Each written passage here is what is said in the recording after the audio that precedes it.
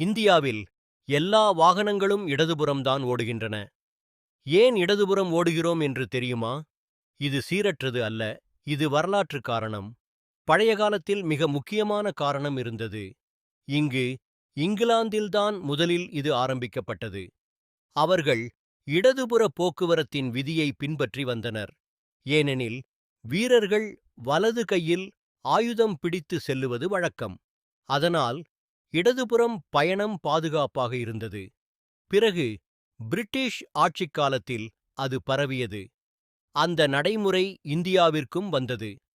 இப்படிப்பட்ட உண்மையான வரலாற்று தகவல்கள் தெரிந்து கொள்ள ஹிஸ்டரி ஜெட்டை சப்ஸ்கிரைப் செய்யுங்கள்.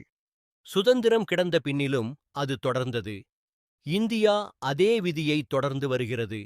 எனவே நம்ம நாட்டில் இன்று கூட இடதுபுற ஓட்டுநர் நடைமுறை நிலவிக் கொண்டிருக்கிறது.